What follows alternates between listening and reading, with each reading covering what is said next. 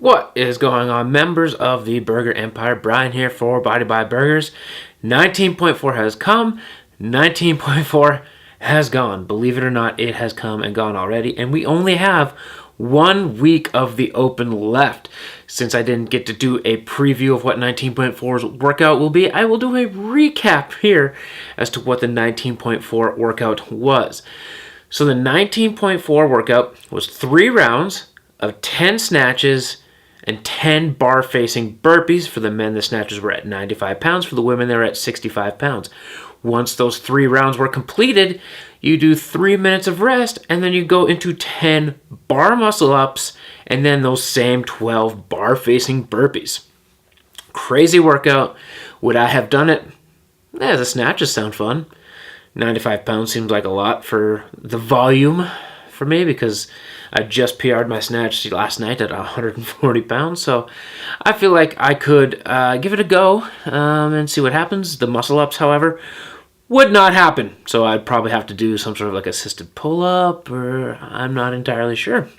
But recapping the leaderboard on the men's side, we're starting to shape things up. It's starting to look a little more like it should, with Matt Fraser, GOAT number 2, in the first position. He ended up winning 19.3, which, as you all know, was a brutal dumbbell lunge, dumbbell step-ups, and then a handstand push-ups and a handstand walk.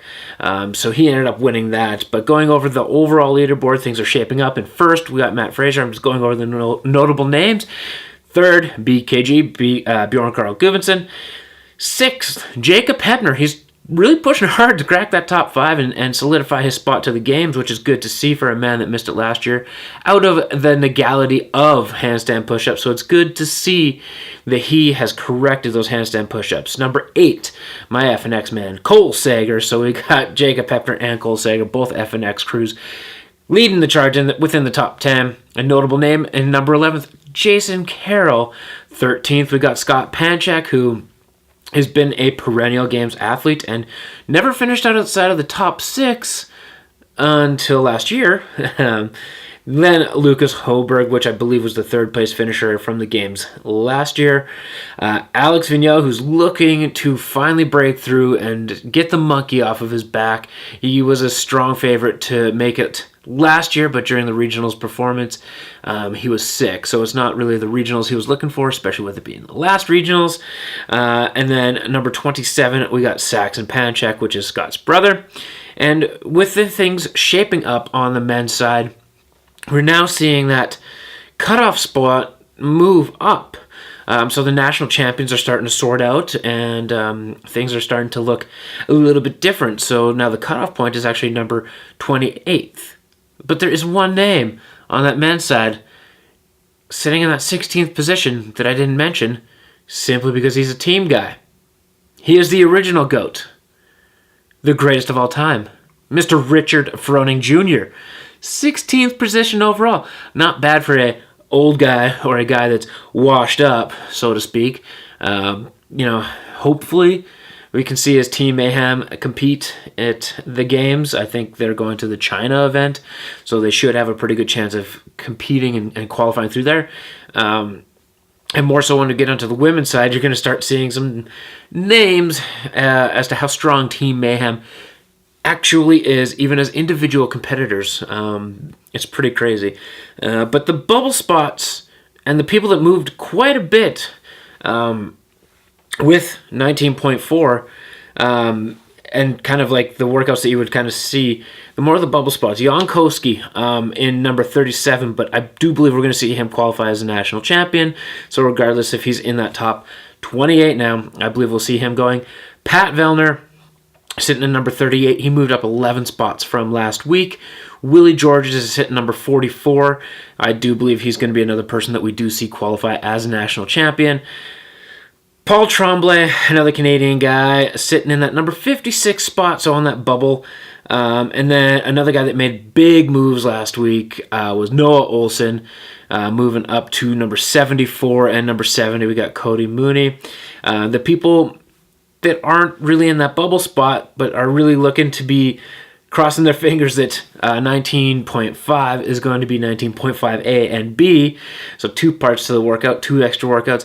We're looking at Brent Fikowski, Alex Anderson, and I'm even going to throw Noah Olson in there right now, because I do believe that Noah Olson, the more workouts that he has under his belt, the better he does to them, the better we're going to see him perform and maybe make that podium spot once and for all.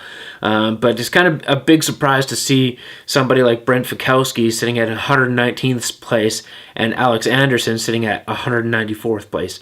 You know, these guys are perennial games athletes and people that are expected to do well at the games. Like Brent Fikowski has second to third, fourth. So, you know, just a guy that we're expecting to be in that top 5 year in, year out. Now, when we take a look at the women's side, this leaderboard really didn't change. You'll see a couple people move up a couple spots and a couple people move down, but overall, we still have Sarah Sigmundsdottir on top, which is great news from me, because I like seeing her on top, which means not only does she qualify out of strength and depth, she'll qualify as the national champion, and she'll qualify first overall in the seeding. So going into the games, it's really looking strong that Sarah's going to have a fantastic seeding position from the games.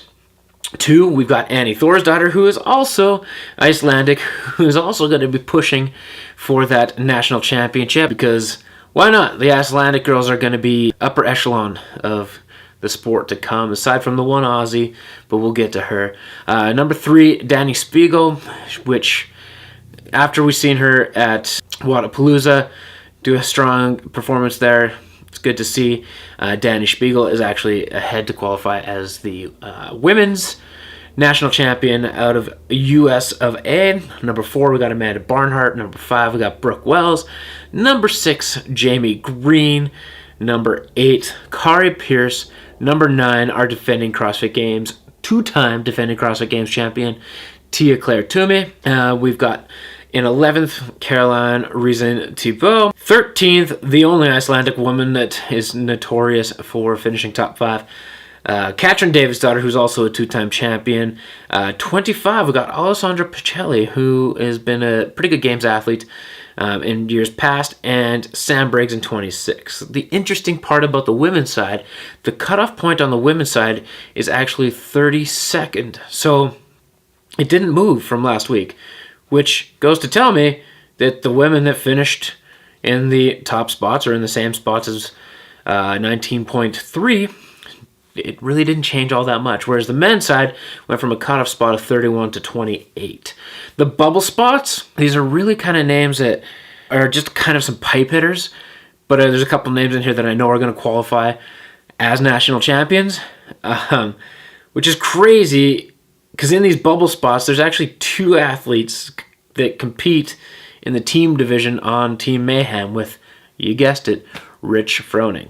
So in 34th spot, literally 2 spots away from actually qualifying to go to the games as an individual, we got Tasia Perseves, which doesn't come as a surprise. She's a Mayhem athlete. Number 38 is Christy Aramo. 47 is Thuria Helgadottir. But the way the leaderboard is shaping up from that strength and depth, it really is looking like she's going to end up having a qualifying position out of Sarah Sigmundsdottir coming in first, and Dani Spiegel having a very good performance so far in the Open. Haley Adams, an 18-year-old, also training with CrossFit Mayhem, is sitting at 48th. So really, we've got 3 out of the 4 people that are from Mayhem Freedom qualifying, or potentially pretty close to qualifying for the games as an individual. So if you guys think that these new super teams are going to throw a giant bomb into what Team Mayhem is going to be doing, I think we're going to have a second guess at that, because if you see 3 out of their 4 members of Mayhem Freedom potentially going to the games as individuals and declining that to be as a team, we got a super team on our hands regardless of the individual pedigree that's on there. 53, Laura Horvath. As of right now, she's 21 spots away from qualifying direct, but again, we're looking at national champions qualify first, and she is first in her country. So let's face it, she'll be going to the games. And then the big move of the week, and I'm talking giant move, somebody that was not even really in the question. Camille LeBlanc-Bazinet, she made, I think she was like 300th or something last week, all the way up to 89th this week.